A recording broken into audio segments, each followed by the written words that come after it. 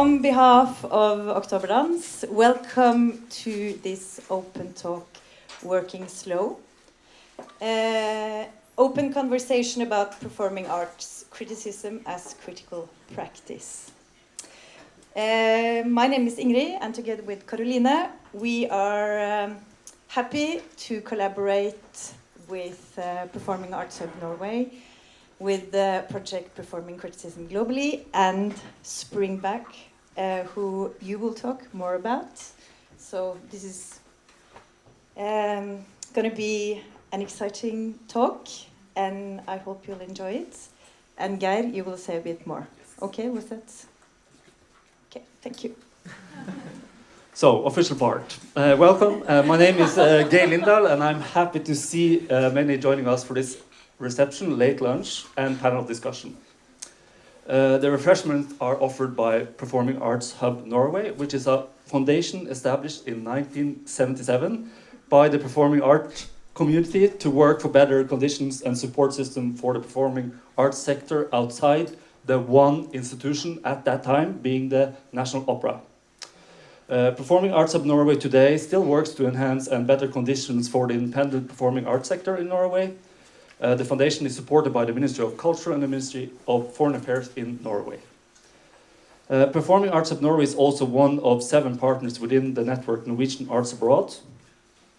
Norwegian Arts Abroad facilitates and promotes Norwegian internationally through managing grant programs and activities for their sectors.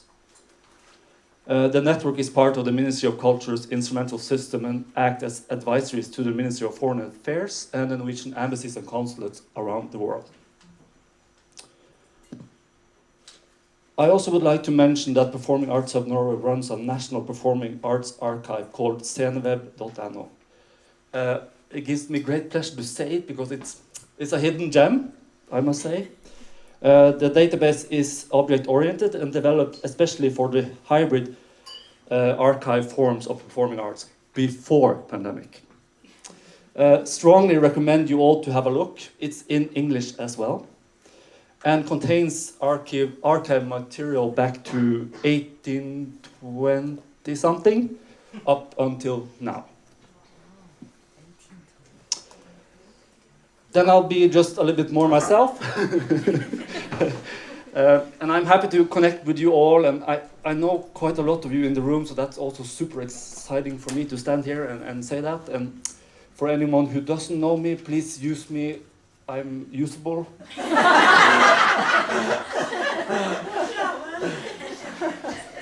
I burn for networking, collaborations, and yeah, I think last couple of years, these nationalistic tendencies in the privileged part of this Nordic region bugs me a lot. So I really think we should do more international. We should travel more. We should connect more. Just more and more and more, in my opinion.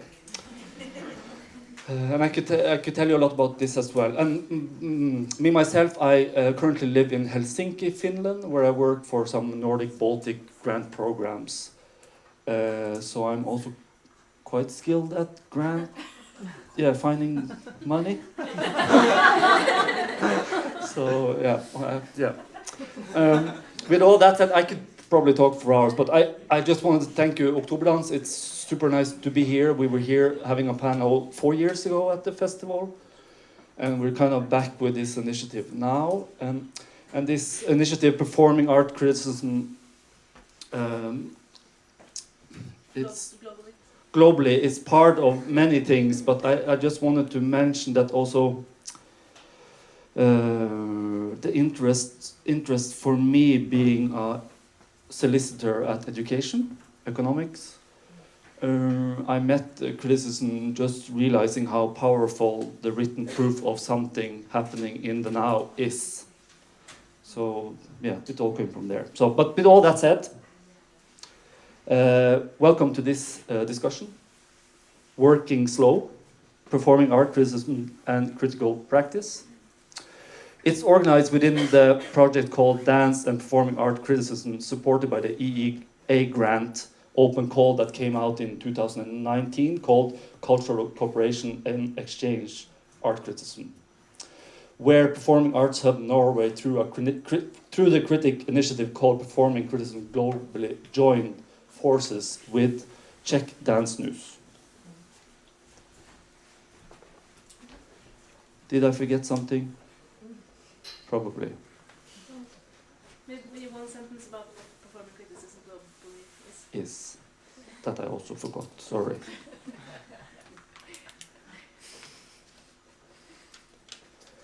Performing Art Criticism Globally is an initiative to strengthen and bringing people with a love of writing, but also the critical practice together through closed workshops and open panel discussions. Shortly. Yeah.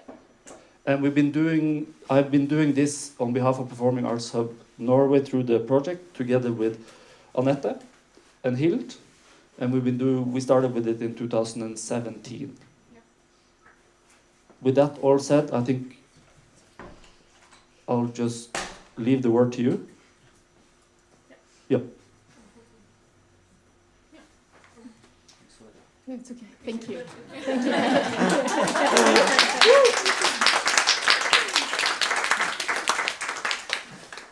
So thank you and welcome to this talk on working slow. I'm Anette and this is Hild, like I said, and I can just say shortly that we are both dance and hence dance and theatre critic and dance and music critic, and we both work on separate PhD projects, and that's enough said about us. Yeah, and we've been kind of initiating this Performing Criticism Globally project together with Guide for some years now. And I also want to mention that we are doing this this panel together with Springback. We are very happy for that collaboration. Yeah. And the topic of this conversation came about in a conversation between me and Jasen at a different festival in Brussels. And so it's like we started thinking slowly at that point in May. And the aim with this conversation is also to hopefully have some sort of, maybe not solutions, but maybe like sharing practices or something like that, but also a way of thinking together a bit slowly and starting some thoughts and hoping it will also be possible to sort of keep on. The first part of the conversation will be just with the panel or the sofa, and we will open it up, but everyone needs to use a microphone if you're going to talk because it's recorded, and so it's not about how loud you speak, it's about recording everything that's being said. So when we open the conversation, we will be using this microphone, so whoever sits like in the back, just at that point wave and maybe make your way to the front. So we'll organize that when it comes to that. So, but then you know. And with that being said, I think we'll just start.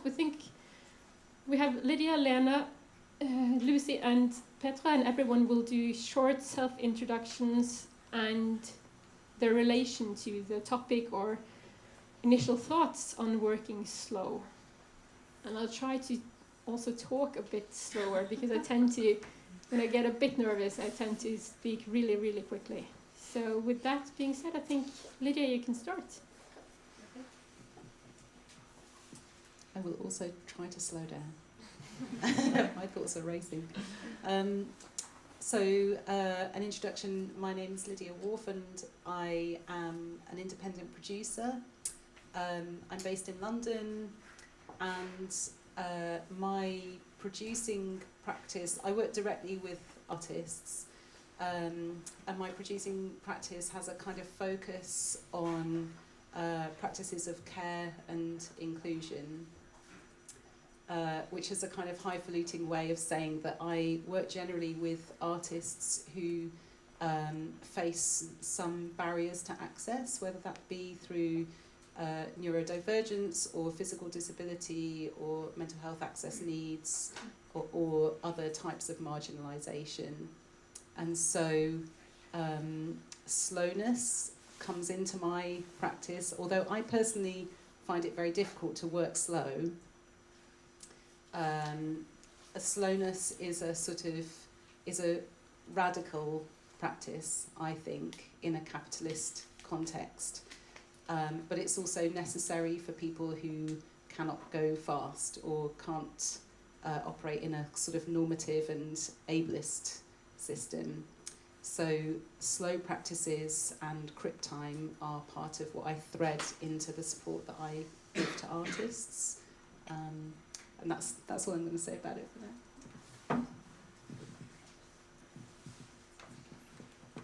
My name is Lena Megyeri. I'm from Budapest, Hungary, and I've been a dance writer for a couple of years now. I've been writing for Springback magazine since the beginning, basically, and I'm also a freelance cultural manager at the moment, so I'm doing different things. But in terms of working slow, I mostly want to talk from the perspective of a dance critic. And to me, working slow doesn't necessarily mean working less, but maybe being able to work more focused. Because I think if we think of a dance critic's job, mostly we imagine them just typing at the computer, which is obviously a big part of it, but I think there are other parts of the job which are equally important. Like just this morning I read a quote from a French writer who said that the best school for writing is reading. So I think, for example, reading a lot, reading other critics' work is equally important to our job, watching a lot of shows, being informed. And I think that's the part of the job that you don't get paid for mostly, but I think it's just equally important. So finding the time for that, I think that's part of working slow for me. Hello, my name is Lucie. I'm a Czech writer and dance researcher. And I'm the founder of the Taneční, Aktuality, the Czech Dance new magazine, which started 15 years ago. So that made me also kind of self-culture manager, lobbyist, fundraiser, and maybe leader, and all the stuff that were needed to found a magazine. And now I'm working as a head of the dance department at Academy of Performing Arts, which forces me to make many quick and fast decisions and moves and steps, and naturally I would say I'm a quick thinker. I do before think many times. Sometimes also I write before I think, so for me working slow doesn't really work, but for me what I imagine when you say working slow, I usually need to force myself to slow down, is to take the time needed for the thing. So it's like if you say that you have the slow food, it doesn't mean that you boil the pasta double the time. It's just you boil it until it's boiled, and then you take the time preparing it, and still you want to eat it before it's cold too much. So for me it's not about the time or the slowliness, and it's still needing to be effective, but and you take the time that is needed for that. And I think we all have different rhythm. Of course I understand there are some deadlines which we try to understand, and yeah, I think this is the problem. The deadlines should be always set from the person who's doing it and who knows how much time the pasta needs to be boiled, or how much one review needs time to be done, how many reviews can a journalist write per day, per week, per month. Yeah, so not working slow, working effectively, and getting the time needed to be done. This is for me. Thank you.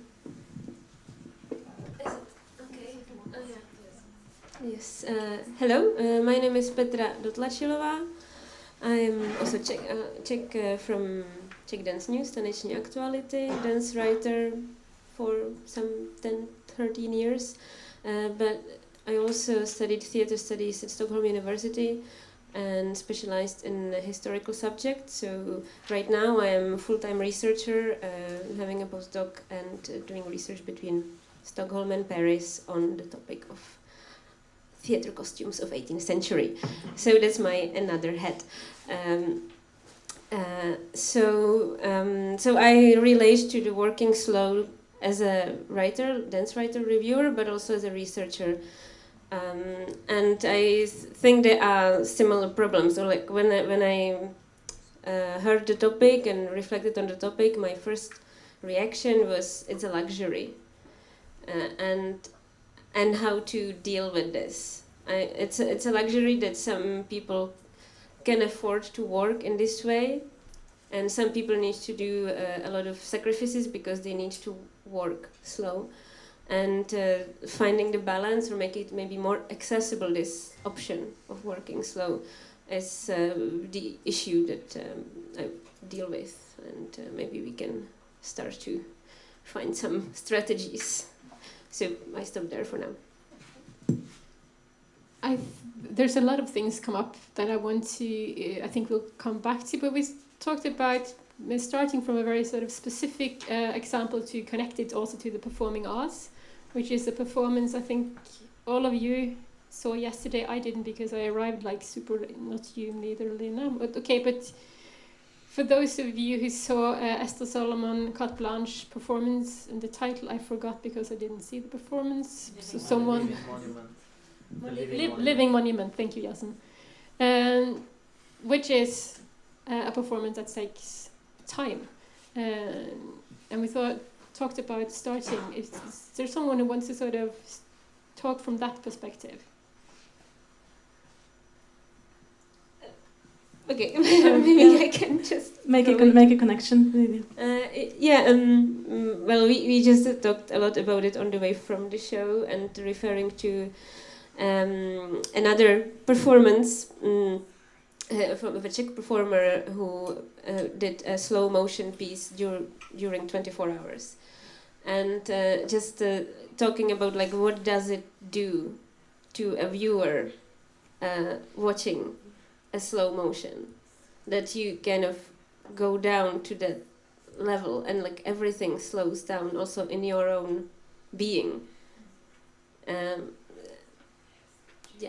actually don't have. You can continue from that, but. I guess that what I think about a production that happens that unravels slowly is that, or maybe one of the things that's most striking about it is that slowness is radical because it's almost the antithesis of productivity, and so maybe in the arts there is space for non-productivity, but it feels quite radical and it feels quite unfamiliar to watch something that's happening slowly. And maybe also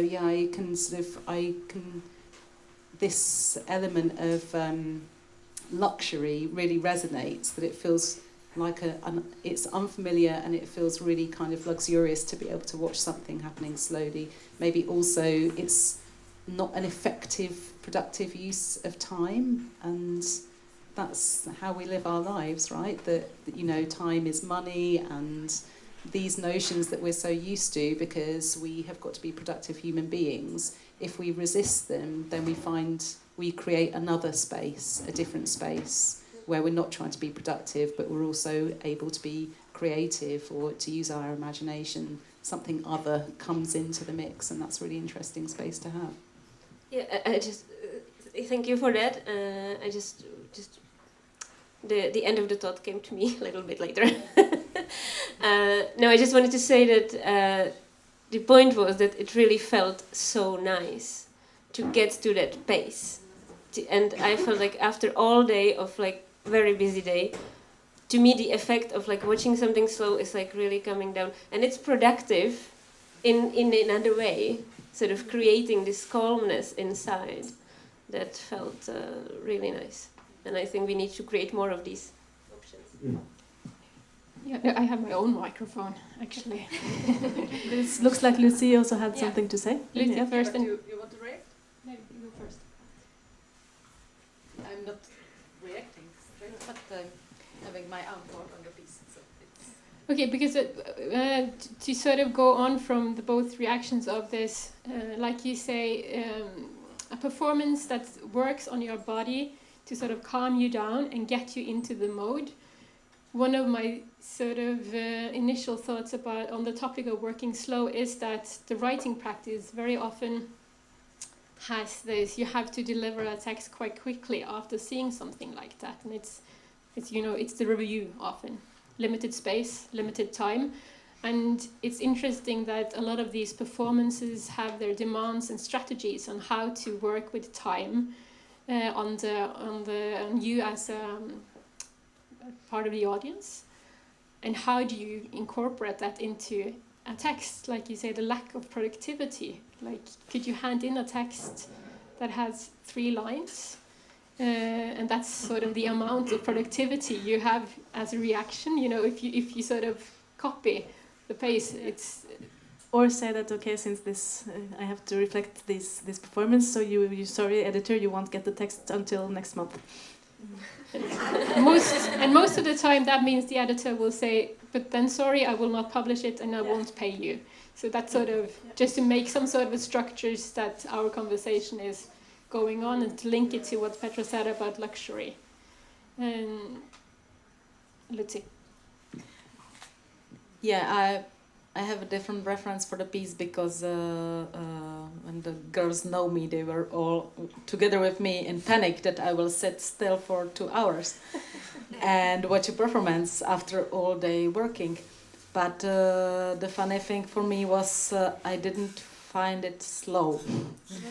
I know that there was a slow motion, but for me it was full of things. I still didn't have time to relax and get up because I was watching so many things. I was watching the people and I was still panicking, like, but he moved. Meanwhile, I was watching with him. So, and then I had to, okay, now I have to think why and who is what is he and there was another scene.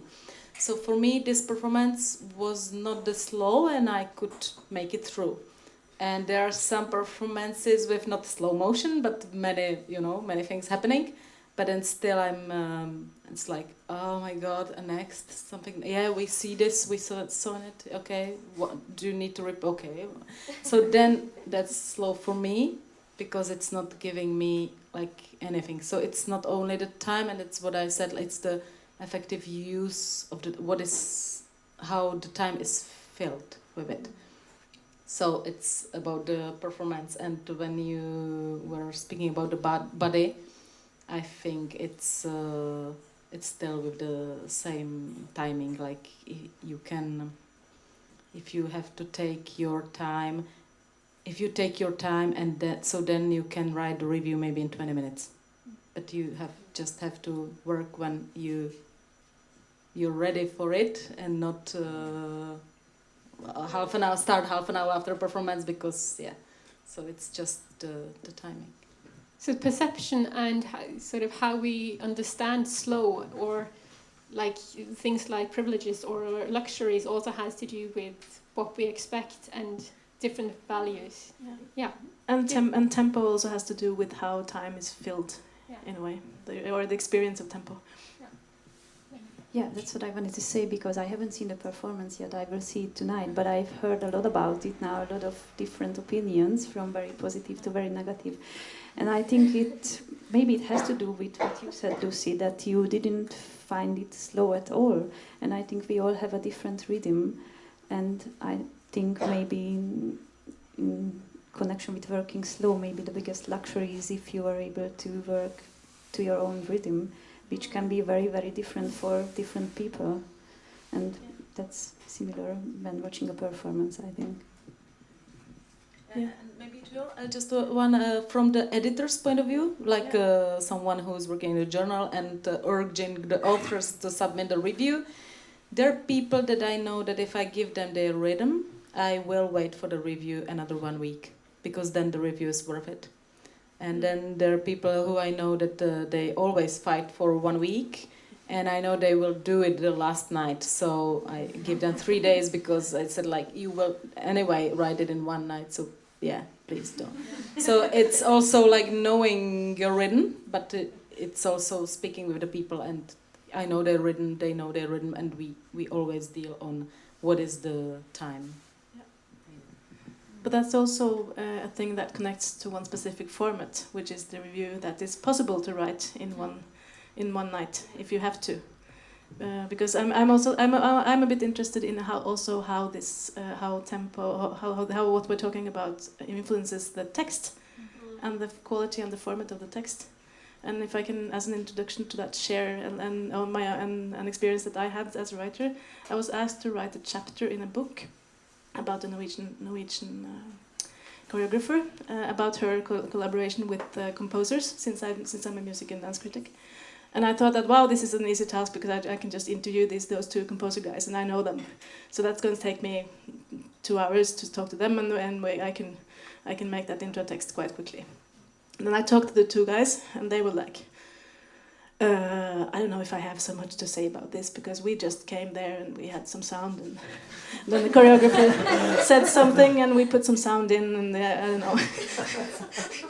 So I was like, okay, how am I going to solve this? Because this is going to be 15,000 letters, and how do I do this? So I ended up, then the material or the situation kind of forced me to, I had to watch a lot of documentary videos by this choreographer.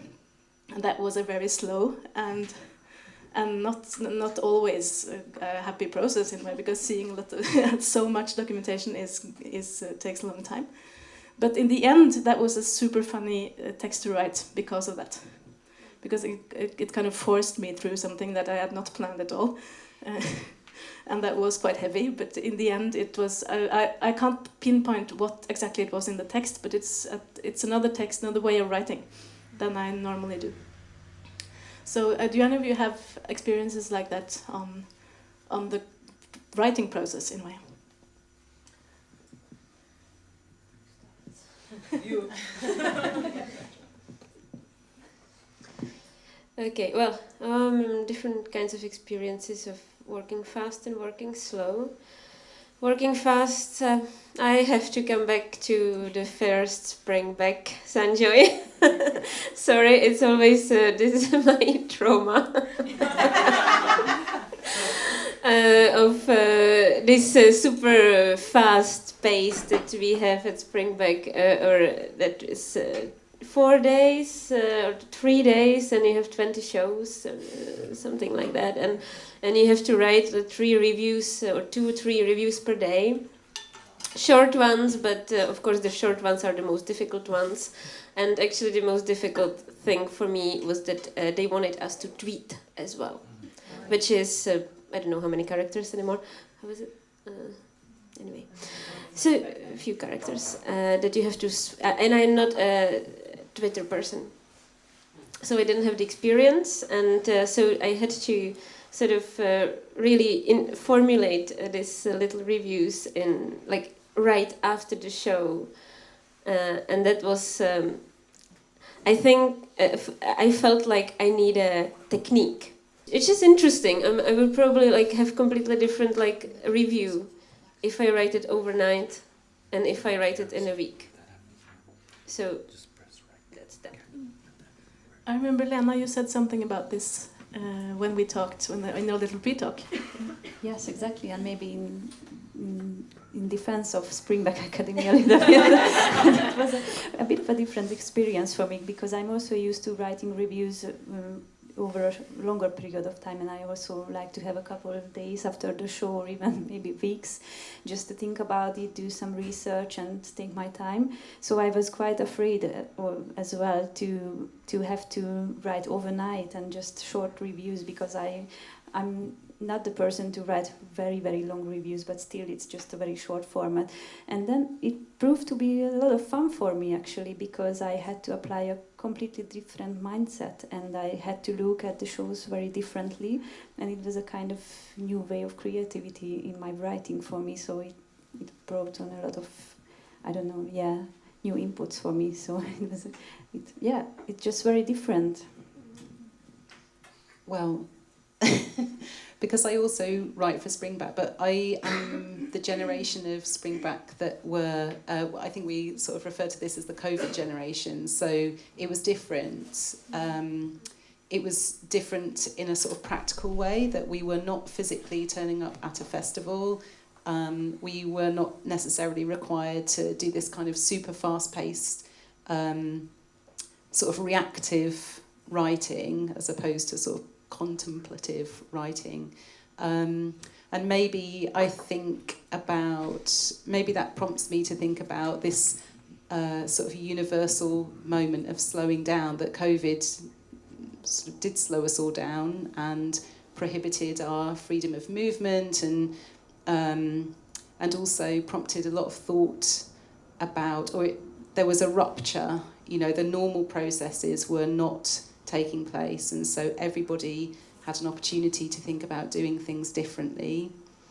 And yeah, I think that, I know that this is not necessarily relating to my Springback experience, but I think about that in my producing practice, because I think that COVID and the pandemic and lockdowns gave us all perhaps an opportunity to rethink things and to change things, but also perhaps provided us all with a bit of empathy about what it's like to not be able to turn up in person, or to experience limitations on what you can and can't do. And so, yeah, for me that was, the Springback experience was different, but also for a moment there, everything was different for everybody.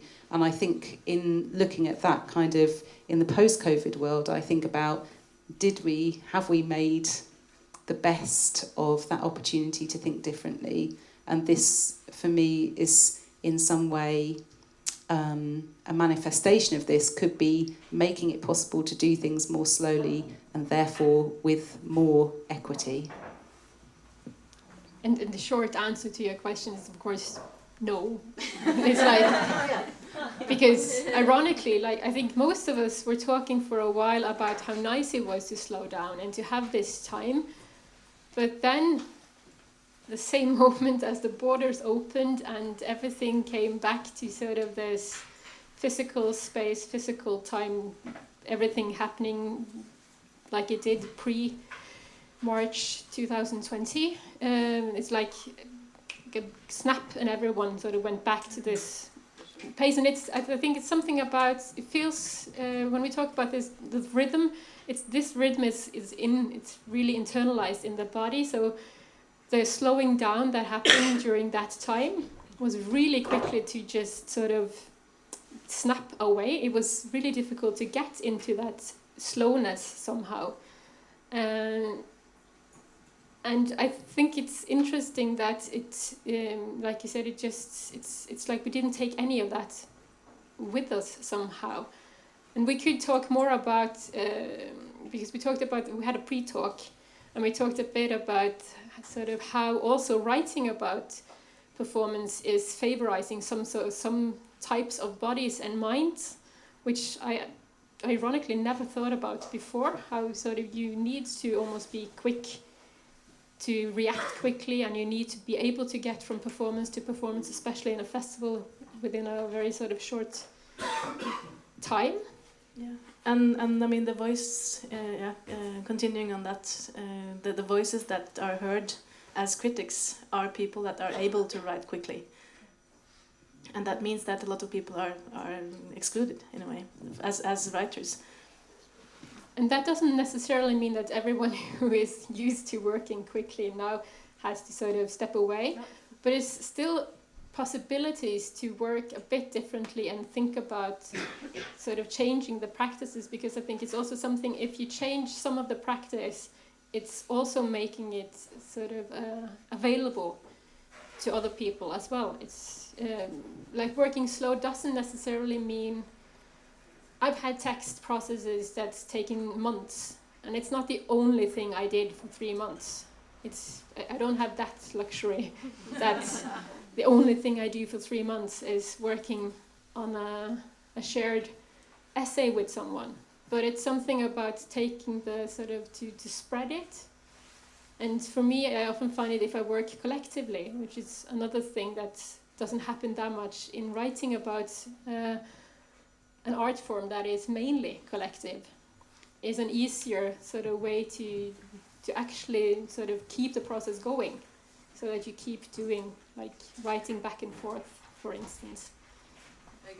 Just relate to your last words, because this morning we had a seminar and I gave the writers the task to cut their sentences and then put two people, one review together from their sentences to glue it. So it was a teamwork, and it took so long to the authors to get their egos, throw some of the sentences, put some in, and like mix it again. That it was and I felt that you would like to have 1 week for that, just because then it's different. And then I just had the one thing that yes, I'm the quick writer, but I need to wait for the idea to come. So if there's no idea at midnight and I'm forcing myself to drink some wine to get some inspiration so that I have some idea and to write it, I better, so I write something, but I definitely, if I have the deadline, I get up in the morning and wait for another idea and go out to rewrite it and remake it again, or put something more in it.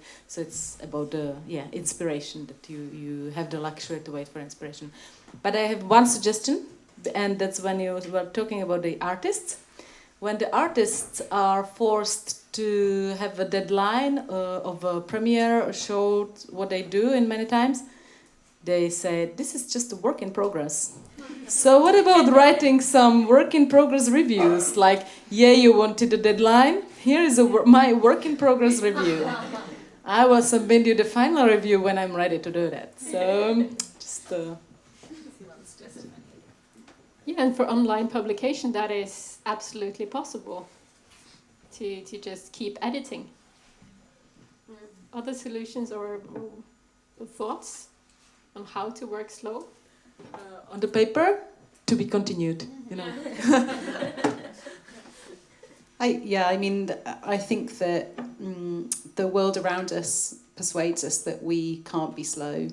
And so that's why it feels so counterintuitive to all of us, I think, because we operate in systems that rely on us being productive and tell us that we must be productive.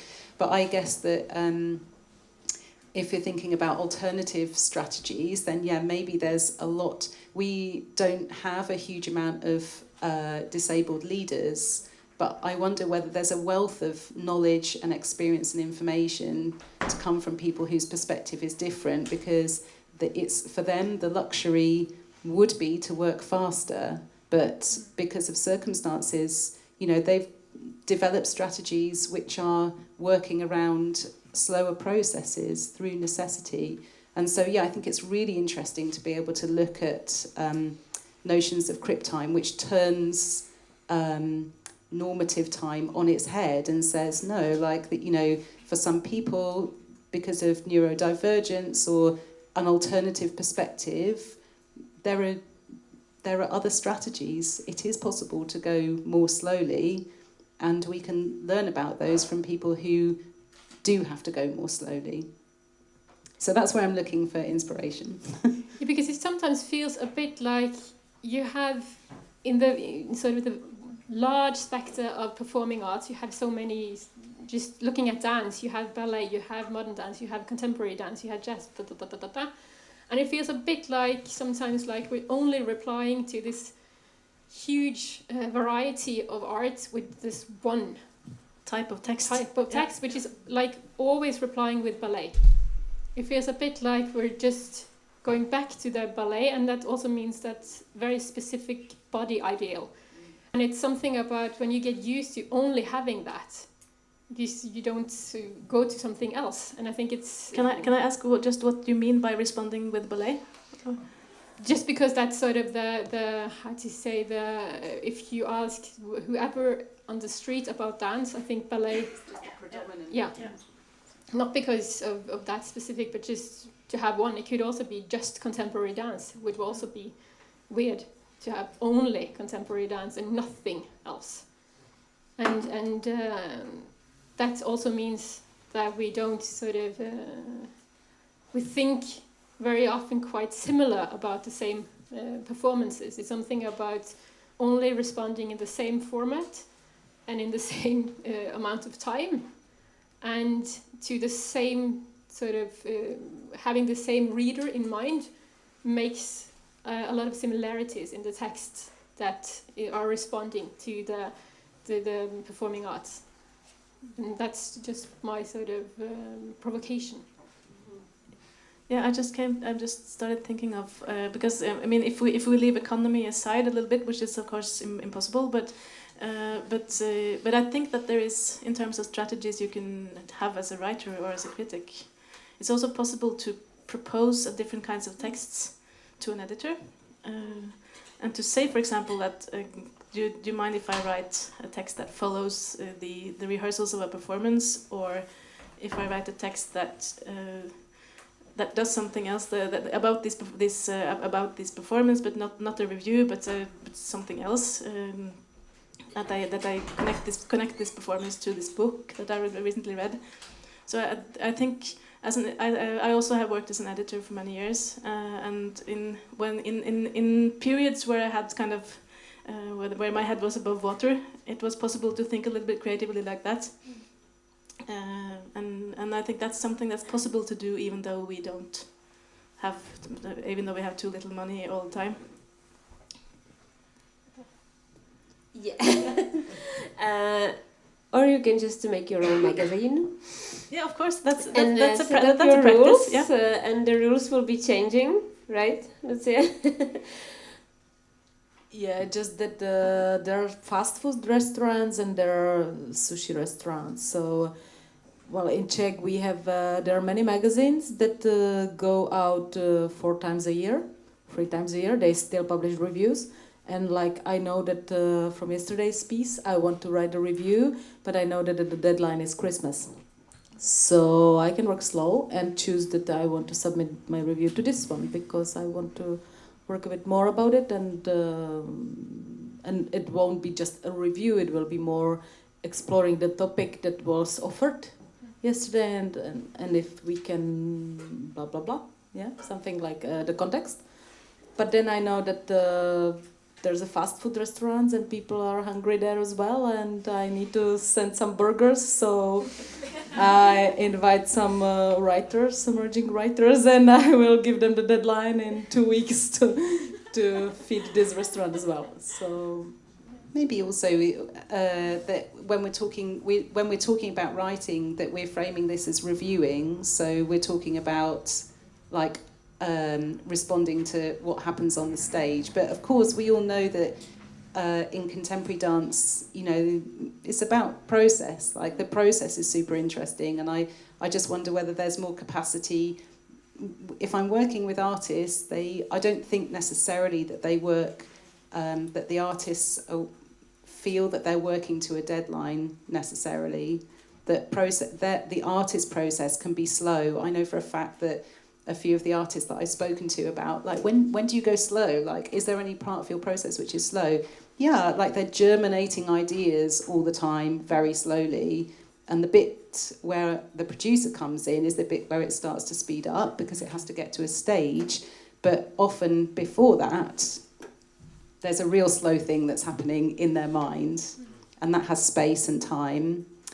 But yeah, maybe the writing could happen slowly alongside the process, and that it isn't just about looking at what happens on the stage and then immediately writing about it. There's something which is a bit more in depth, and of course that happens too, but yeah. We are going back to the formats. Yeah. No, just thinking about Lena, because you said you are already sort of working within your own rhythm a lot. Well, it depends. It's also because in Hungary, yes, there are not many outlets now where I can write, for example. But at the same time, I think that we are in the same spiral as artists are, as you said, that whether they are able to work slow. And for example, I don't know much about other countries' funding systems, but the funding system in Hungary is very much focused on new productions. So it's always, you have to present something new all the time to get funding and to sustain yourself. And I think it has an effect on our work as writers as well. So we are in the same circle. So yeah, maybe I am able to take more time for a review, but I think it's all interconnected, and yeah, it doesn't have a good effect on creative work, I think. But we're into also a discussion now which also interests me, which is that there are differences between our countries, because there are differences. And for example, maybe the reason why we are so obsessed here with the kind of that we have to deliver so fast, is that we don't have many magazines that think slow at the moment. Yeah, I was back to this. We're back at economy and money. We had one friend who wanted to make her living on writing, and she was mainly paid by page. So it just was on her how many pages she can deliver in time so that she can get the money she needed.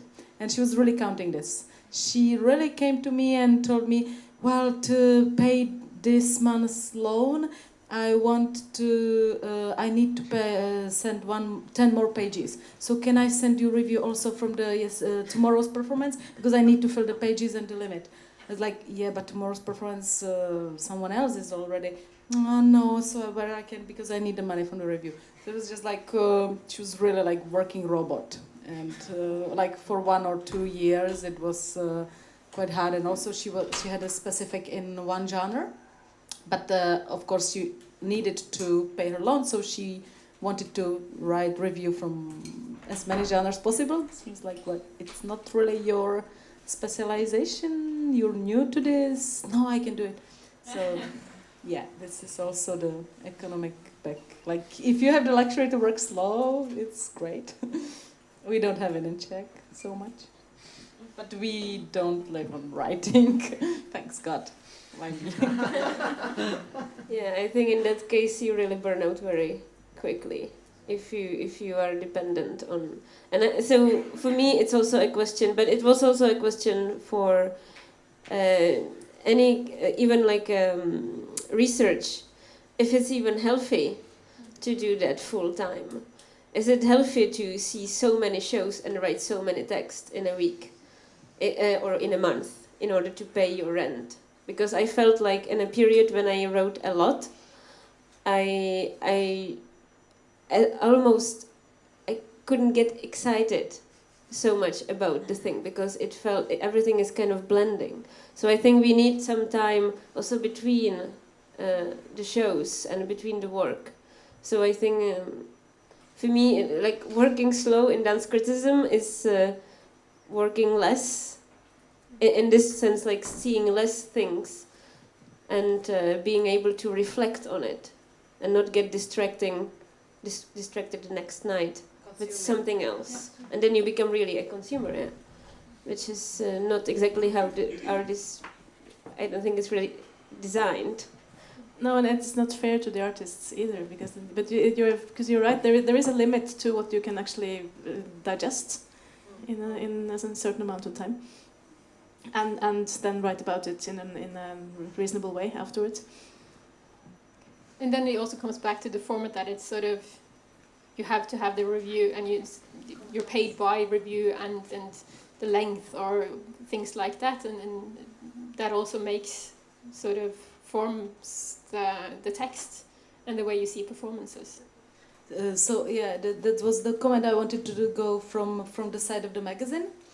You can offer a different type of the text if you persuade the editor that it will be read by public. So if it is a type of text that will have its readership and the clickbites, or yeah, so then the editor will be satisfied with the type of the text that you offer. I think it's not that the editors wants just reviews. So if it is like, for example, our magazine, the interviews, they have much bigger readership than the reviews. So maybe the reviews are wanted by the ministry of the artists need them for the grant sometimes as attendance. But in magazine we would welcome more different types. But do you think it's possible to say beforehand how much a certain text will be read, or? No, but you can try. Like and it's always the same as the artist. If the artist apply for a ministry grant, you give him money, and you have no idea what will become. True, yeah. So you have the trust in the person. You know that this person has always written something that wasn't so blah. And maybe just because it's Anette Pettersen, she can write a different genre, but people still will read it because they will be interested in it. So you can try, and I think there's always a possibility. The editors also love dance writing, so yeah. Yeah, I think there's a possibility to change, like you said, like over time to sort of just also take a bit of that space and, like you said, propose something, or just do the to be continued or work in progress, or to just play with ideas. I think there's still a very sort of, it's not that much tradition within dance writing to still sort of just play with the formats in that way. Yeah, I just wanted to add that, like, as dance is such an evolving form, and like sort of there is so much like tendency towards like different alternative formats in dance and like crossovers, and that we as writers are also free to evolve and adapt the format, the genre, to what the art form needs, because it's so evolving that it's impossible sometimes it's impossible to write like a classical review to a form of performance that is sort of, you know, turning upside down. So you have to really think differently, and therefore you have to write differently. Yeah, maybe this is not a fully formed thought, but just sort of thinking about what you're saying, that maybe to me the important thing about reviewing or writing about dance is that I think it's probably true to say that there is not a diverse range of perspectives. But like you say, the contemporary dance particularly is evolving quick, and we're seeing different forms, and we're seeing different people, and the work that we see on the stage represents a huge range of people's experiences and thoughts and ideas, etc. But within the dance writing field, I don't see so much diversity, and I'm saying that from the perspective as a privileged white woman, but also I couldn't, in all honesty, tell you that I know a reviewer who is writing from the perspective of somebody who has a physical disability, for example, or, you know, I think that there's an issue that probably we should be addressing here, which is that who are we to, you know, when you're writing, you're sort of putting yourself forward as an authority on something, but I can't speak with authority about all of the things that I see on stage because they are not it's not the thing that I know so well. Sorry, you just reminded me something else in the form of like what we are writing about and what we are not writing about, because it's don't feel it like it's our area or something like that. I realized how little I write about costume after I started to do research in costume, like in historical topic, but then suddenly you say, oh, we never talk about it. Like so many reviews, and like the costume is such a visible thing on stage, and nobody is like in reviews. It's very almost like the last thing, unless it's carte blanche, living monument. Then I think you can avoid it. But the costume is always there, even if they are completely naked. It's a costume choice.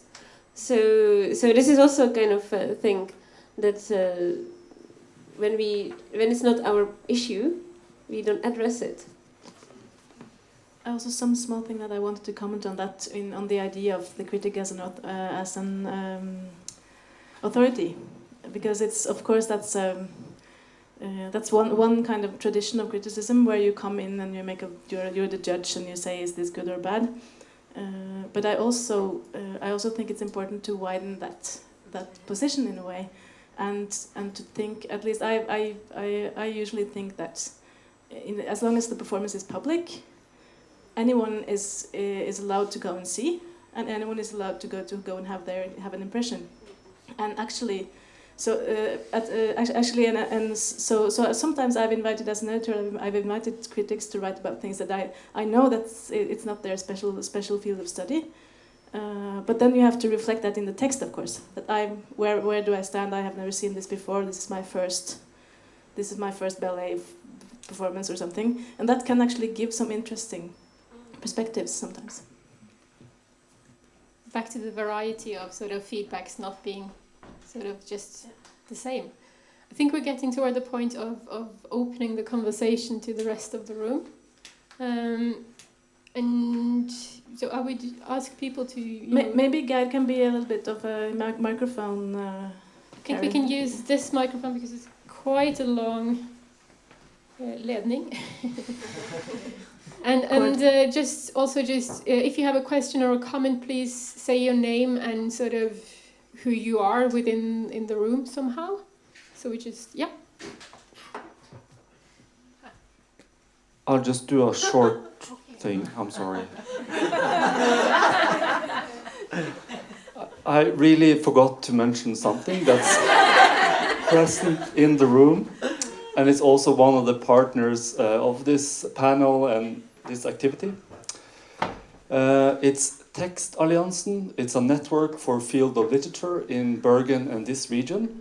One of their many initiatives are present in the room, and that's Tekstalmenningen. It's a non-profit initiative that wants to increase the read of cultural journals in Norway. Hello.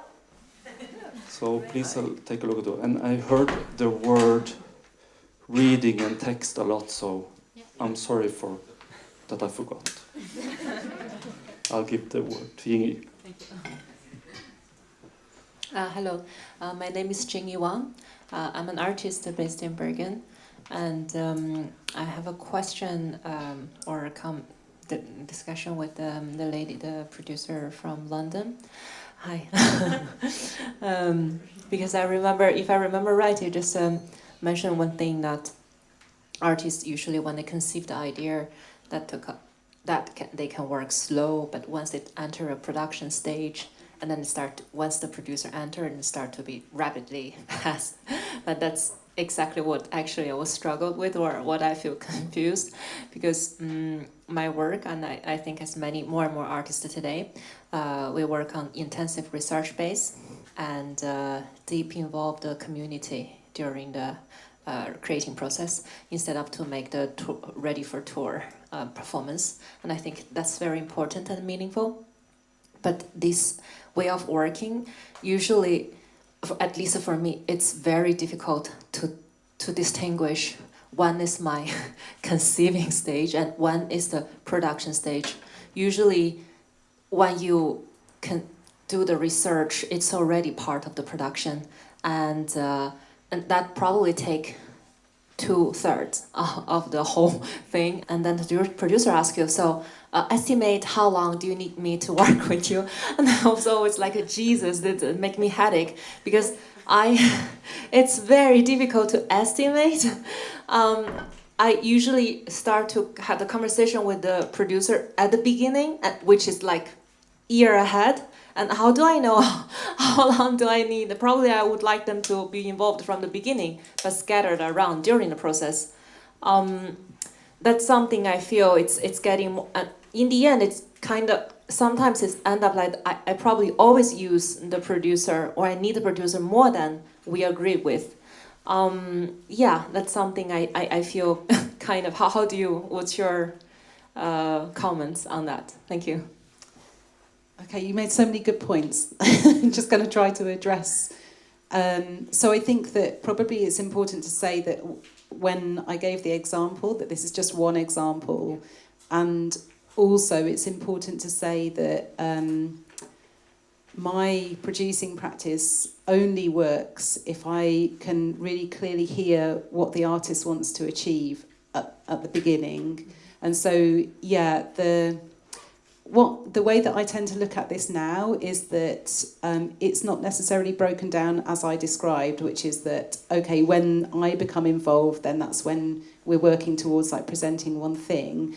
The way that I think about it is that when I'm involved, those are producer interventions. So if an artist approaches me because they need some support with something, then I'm making an assessment in my mind, like, is my intervention necessary? Is my intervention affordable? Like, can we get funding for this? And what can we achieve together that you as an artist can't achieve on your own? And that intervention can come at any stage in the process.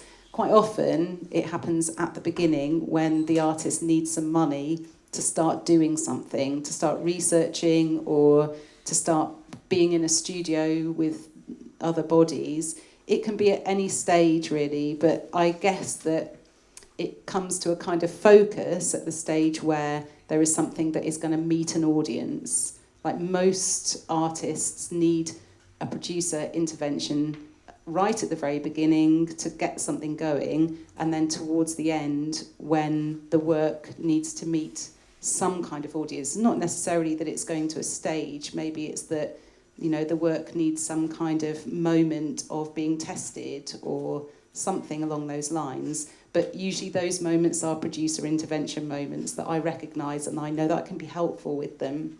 Because apart from anything else, like, I also have to be paid, so I have to make it possible for the artist to use me in the most effective way.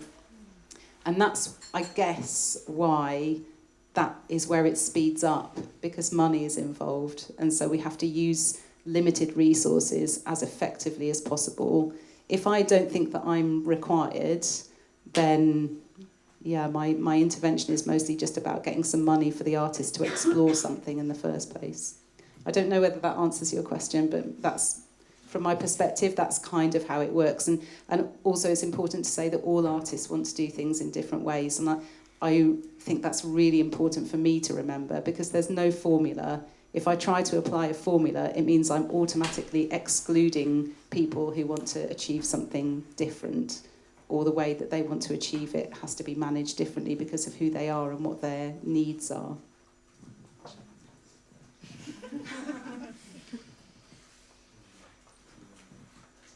I think I'll ask you to come a little bit closer.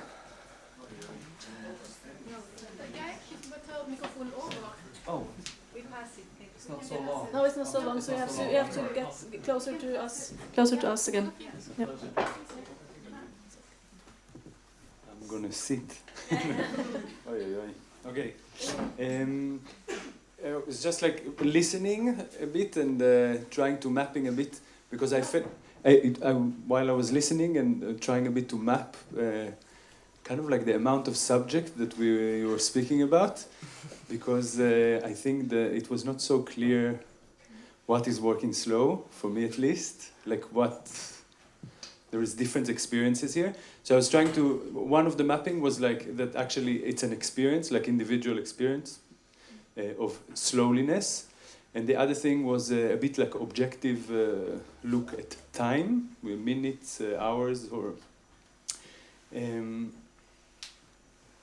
then I thought also, like you gave an example about kind of like carte blanche, for example. So objectively, they are working slow, that every action takes a lot of time. But our experience of maybe watching it, a lot of things are happening. And also as a performer, maybe a lot of things are happening, although the actions are very slow. I'm going to say a few of those thoughts until I will get to some kind of point.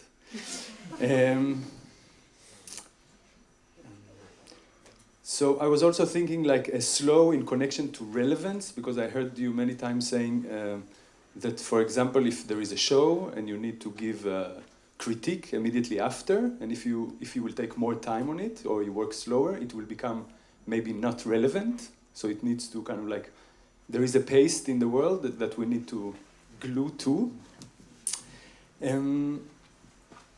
And then I was thinking a bit in this idea that maybe that when we speak about slow, it's not about the amount of actions that happen actually, but it might be that it's very fast in the thought. And I was thinking that maybe in a creative process, the most productive time is when you do nothing, sometimes. In this idea that you say maybe slow, you were talking about writing a critique and maybe you wait a week and then you use 1 hour to write it in the end of it. But actually the time that happened before, I don't think actually nothing happened. And me my name is Yaniv, by the way.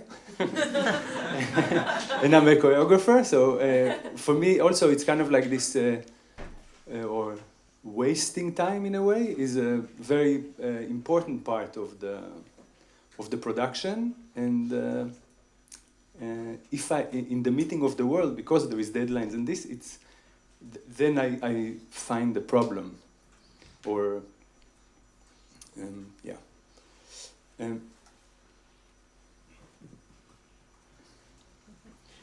Once again. And then I was thinking, my last thought was a bit about like if slow is about one production, working very slow in one production, or for example, the amount of production that I produce a year. And I find that at least with the Kulturrådet here, like if you get grants and stuff, if you work slow, it means that you don't produce a lot of productions. If you'll do one production 3 years, you will become irrelevant. And it's the same maybe with theaters, which will think, it's very hard for them to see, or what are you working on? Because if you're busy with something, maybe you should produce many pieces about that theme and not once every 3 years, for example. Which at least for me, I find that it's very problematic. Because I like not to work slow, I just like maybe to do a lot of other things also. That was a lot of comments. It's not really a question, but I wanted to throw that I didn't understand so much about what slow are we talking about. Yeah. Thank you. Can I react? Yeah, of course. On one of the things that struck me, the relevant, not relevant, depending on how fast we produce. And then for me is the question, how relevant and for whom? Because when we produce a review, let's say, quickly overnight, it's relevant for the newspaper who wants it the next day, for the readers who need it immediately in order they can maybe see the show because there is a season. And there is some relevance in that. And on the other hand, if I write slowly and produce the text, the text will be published maybe in 3 months, but it will be more analysis, connection to the context, or maybe like to the development of the artist, or some kind of longer research involved in that text. Then it's relevant for someone else in another way. So maybe for the artist themselves, or for posterity, if I want to be very dramatic, and things like that. So there is, I think there is relevance for both type of processes when it comes to writing. So then it's about the choice, if we can do the choice. Yeah, I think that relevance is always contextual in a way. So it has to be explained. If you talk about relevance, you have to say, ask like you do now, how is this relevant and for whom? You don't have to. You don't have to do anything. You can do whatever you want. And have you considered also just be a human and follow your heart? Thank you. You're talking a lot about thinking. And so to go slow is to go into your heart, into the now, and be here together, just humans living together in peace. And that is who is laughing? Hello. So that's the thing, like to just play. And so inside the system, we all get sick. So we have to be true artists and actually step out from the system. That's my question. Yeah, I tend to agree, and I think that maybe in response to what you were saying about if you're not producing stuff, if you're not in a cycle of production, you're irrelevant. I can understand why you say that, but I also think that there are some organisations that are lobbying for change. So, for instance, in the UK, that there was quite a lot of energy around the idea, and I think in Ireland they are trialling a scheme where there's a universal basic income. Did I say the right words? Yeah. Where you are being paid to be an artist. You're not being paid because you're in a project, that you're producing something, that it's recognised as a profession like any other profession. Presumably you have spent a lot of money and time on training, and therefore, yeah, perhaps if we professionalise dance or the job of choreographer, then we should also recognise that by paying it on an ongoing basis. And maybe also some organisations who are wealthier are rolling out schemes where they have an artist in residence who receives a salary. It's not a huge salary, but I have seen examples of that, where what you're paid is not dependent on what you put on a stage. And some residencies also that I've seen, that you can use a residency to explore an idea, but there's not an outcome at the end of it. So the pace at which you work, I agree, like some of the work is completely invisible. It's just in the mind of the artist. It's about nurturing ideas, and that is work. And arts organisations, I think, sometimes are recognising that, and that it's not necessarily about output. It's about allowing time for ideas to breathe, or for doing nothing, or for existing and not, you know, I think that the word sustainable probably comes into this somewhere, because artists in general are treated quite badly, and yeah, like you say. Choose to be an artist, and that's the thing. Like, we cannot, like, production is not making, like, this amount of production is not making. It's okay without money. Yeah, the thing is that it's recorded. It's recorded, so they are asking us to use microphone. I refuse. Okay. But then I would just comment also that what you say was exactly my point, to say that relevance, things can be relevant in a multitude of ways. There's something about daring, like a true artist for me is somebody daring to follow their heart and to really step out from the status quo. And there you don't ask anyone like to pay me or whatever. You take the risk of going out to the street and do what you feel like you have to do. And just do it. There is another comment here too. I would like to comment. It's we are now, I think, thinking of the state supporting us even if we work slow and we want to be paid for the time when producing slowly. So it's the one point of the coin. And maybe the other opinion which I feel, and actually it is happening. I saw it in the new circus festival we had this year in Prague, and there were companies that were preparing one show more than 3 years. Yeah, they were preparing one show, and they knew that it will take this time, and they took this time out of, like, without the state support, let's say, because they knew that then they will play it and tour it 1 year, and every day they will have the full tent of people paying awful money and paying for it, because they knew that if they invest their time, money and everything, it's a business. It's their business to work slow, because then the quality will pay the time back what they did. So, and this is like out of the state support system, which would be great. And yeah, we are from different countries, and not all the politics is so supporting art as maybe in Norway. So, and that's the same actually, maybe again from the point of the magazine. If I know that the very good quality text will come in 1 month, and people will either have the clickbait, or they will, that's the reason why they will come back and enjoy the review. So then I can afford to put the text like this, because I know that the investment is worth it. And then I can pay a big salary to this author. And yeah, there are companies that need to produce every month a new premiere, because the people come only to the premiere when it's new, and they never come to the reprise. So they do another in half a year, and again there are 50 people in the audience and no one is coming again, etc. So it's also about the quality, and it's the, yeah, maybe it's responding to the comment said. I think we have some more comments. I think I saw someone. Yeah, should we give? There is also one in the back there. Yeah, one here, one over here, a couple of many comments. Let's go. I thought it was. Who was it? It was you maybe. I don't remember. Let's go.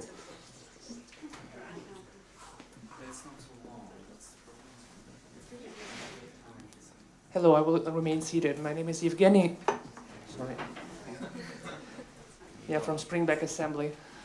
Just wanted first to give a short comment about the show and about working slowly. I think apart from being some kind of statement or artifice, it's also a tool that helps dance makers also to shift the perception of the viewer. And when the viewer's perception is shifted, then it certainly allows to, like us as viewers, being more open to different statements that then can pour in. About writing slowly, actually, I just remember talking with lots of fellow dance writers after the show, and we're always very quick judges and very quick thinkers, and then we tend to complain about writing. But still, I'm wondering whether a quick judgment or a quick word makes for a good review. Certainly not. And I guess also we have to find some kind of compromise. What we once made with Springback magazine and also with other publications is basically sending different critics to the same performance. Then they have a sort of a chat after the show, which is certainly very quick and based more on judgment rather than on analysis. And then it's being published as a dialogue. So it's not a critique, it's just a dialogue, a discussion about the show that we have just seen. I think it's a good compromise. But on a more personal level, I was also partly traumatized by having to write last year reviews in 48 hours. And I think we also tend to forget that many people who write reviews, they have another work, because I can hardly imagine someone living from dance writing. I, for instance, have a full-time job, and I had to write reviews 48 hours, editing included. And even my editor was wondering how we can render dance writing fun when we are required to submit all our reviews in 24 or 48 hours for the editing. So I guess we shouldn't forget this aspect too. Thank you. Do we have room for one more question maybe, and then we have to round off? I think I'll give it to a non-Springbacker. I can shout out your answer question if you like. So I can just also. Okay. Hi, I'm. Are you an artist? My question was just how artists look at text. I'm also. Okay. That's. How do artists look at text? Is the question. Do you have 4 hours? Someone said, as a writer, you need to write so many reviews to make a living, which is unhealthy, and you get saturated. But there's a need for those texts, and then I was wondering, how do artists look at text? You know, do they use them for grant applications, as was suggested by some, or do they read them as, I don't know, something that informs their work? Do we need that many reviews in general? So I was just wondering about that. Hi, I'm Parvati. I'm part of the Performing Criticism Globally workshop. And because the idea of brewing with a performance was brought up, I also felt there's also a deadline, which is a real requirement. I also experienced recently that it's possible to revisit a work and revisit one's own written work. And because let's say we watched a performance happened 3 years back, and then they performed it again after COVID. Of course, the performance changed, and when artists rethink their own work, and of course even writers can rethink their own work, especially since text is also a space for discussion and dialogue and response. So maybe if some magazines have responses from readers or other writers about a work, or even the writer goes back and reads this work and says, hey, actually I think differently now, And maybe that's another facet to working slowly, but not really in a more expanded way. And I just wanted to put that in the room. Thank you. Thank you. Maybe stop Yeah, working and start accepting each other. Can I make a comment? Just and I'm Springbacker, but can I just join in with a short comment on the difference between for the people who do not know the difference between the academy and the magazine and the assembly, because the academy is the training program of Springback, which is taking place in the frame of Spring Forward, and it goes for 3 days with 20 shows and a lot of fast-paced reviewing. But then the magazine, actually, for me, my experience was a quite luxurious experience that actually you sometimes get commissioned, but most of the times you propose what you want to write about. So, and you can do that after seeing the show, and then you have quite a few time to deliver the text. So for me, that is a very, I want to say it's a very luxurious position. That's it.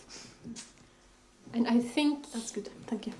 since sort of this conversation on working slow sort of started with Yasin, we're going to end it with Yasin. It's a nice dramaturgy. And the final questions, thank you all for coming, and thank you for the comments and questions. And I think the final questions were quite big ones. We're not going to solve them within the 1 minute we've got left, or we haven't got left anymore.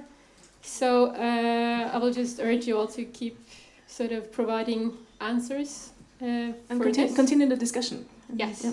So thank you all, thank you for the panel, and thank you for coming.